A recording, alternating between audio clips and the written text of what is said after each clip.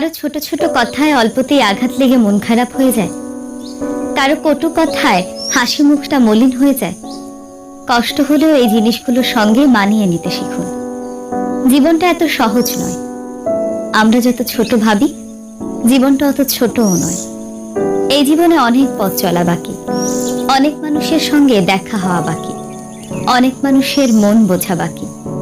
চলতে চলতে হোঁচট খাবেন, অনেকের ব্যবহারে কষ্ট পাবেন, আবার অনেকের কাছ থেকে আনএক্সপেক্টেড কিছু পেয়ে যেতে পারেন।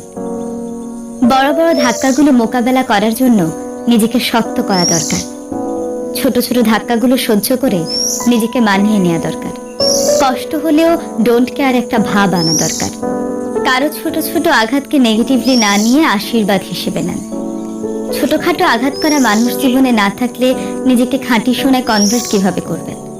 বড় ধাক্কা খেয়ে এক কোনায় পচে মরার চাইতে ছোট্ট ছোট্ট আঘাত খেয়ে নিজেকে মানিয়ে নিয়ে নিজেকে নিজের ঢাল হিসেবে প্রস্তুত করা ভালো নয় কি?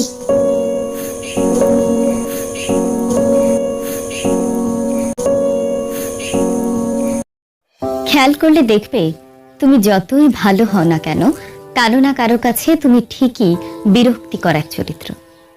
কারণ সবার কাছে ভালো হয়ে থাকা যায় না। তুমি যত ভালো কাজই করো না কেন, কেউ না কেউ তোমার সেই কাজের সমালোচনা করবে। তোমার ভালো কাজের প্রশংসা খুব কম মানুষই করতে পারবে। অধিকাংশ মানুষই তোমার ভালোটা সহ্য করতে পারবে না। তুমি ক্লাসের যত ভালো স্টুডেন্টই হও না কেন, কিছু কিছু দুর্বল স্টুডেন্টদের কাছে তুমি সবসময় অসহ্য একটা চরিত্র। হয়তো তোমার সামনাসামনি তারা কিছুই বলবে না, কিন্তু পেছন পেছন তোমার সমালোচনা ঠিকই করবে। তুমি ভালো গাইতে পারো, ভালো নাচতে পারো, ভালো আঁকতে পারো, ভালো লিখতে পারো, কিংবা ভালো কবিতা আবৃত্তি করতে পারো, অথবা ভালো বলতে পারো। অর্থাৎ তুমি যেটাই ভালো পারো না কেন, কেউ না কেউ তোমার সেই ভালো কাজের সমালোচনা করবেই। এতে হতাশ হওয়ার কিছু নেই। মনে রাখবে, কোথাও তোমার সমালোচনা হচ্ছে, তার মানে এটাও ঠিক কোথাও না কোথাও তোমার আলোচনাও হচ্ছে। তোমার ভালো কাজের জন্য যদি তোমায় বাজে কথা শুনতে হয়, তাহলে মনে রাখবে তুমি সঠিক পথেই আছো। সমালোচনা কোনো সাধারণ মানুষের হয় না, যোগ্য ব্যক্তিদেরই সমালোচনা করা হয়। সমালোচনাবিহীন মানুষ জড় পদার্থের সমান। জীবনে সবার কাছে হিরো হয়ে থাকা যায় না, কারো কারো কাছে ভিলেন হয়ে থাকতে হয়। ভিলেন হওয়াটাও খুব সহজ কাজ নয়। মনে রাখবে, যোগ্যতা সম্পন্ন মানুষই সবার মুখে মুখে থাকে। তোমাকে চাইলেই কেউ ভাঙতে বা আঘাত করতে পারবে না। তোমাকে সেই মানুষটাই ভাঙতে বা আঘাত করতে পারবে যার কাছে তুমি নিজেকে সঁপে দিয়েছ। তুমি যাকে যতটুকু মূল্য দেবে, সে তোমাকে ঠিক ততটুকুই মূল্যহীন করে তুলবে। তুমি যাকে যতটুকু গুরুত্ব দেবে, সে তোমাকে ঠিক ততটুকুই অবহেলা করবে।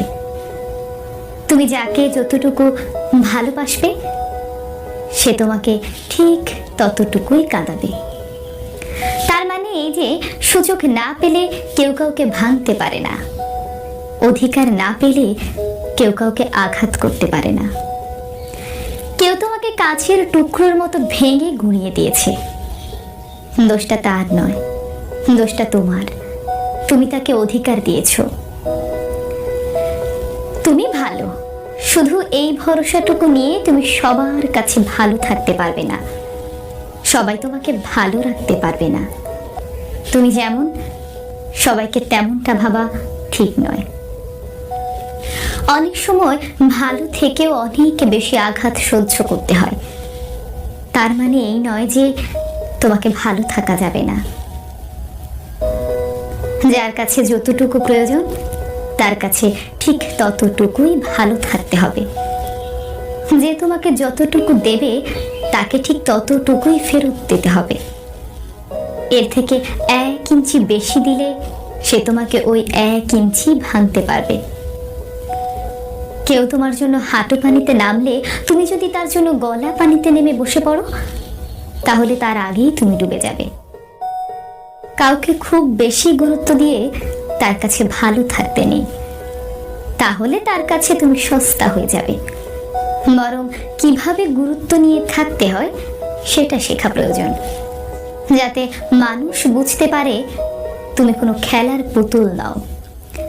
তোমাকে ভাঙা তো দূরের কথা, সে কথা ভাবতেও যেন তার হৃদয় কেঁপে ওঠে।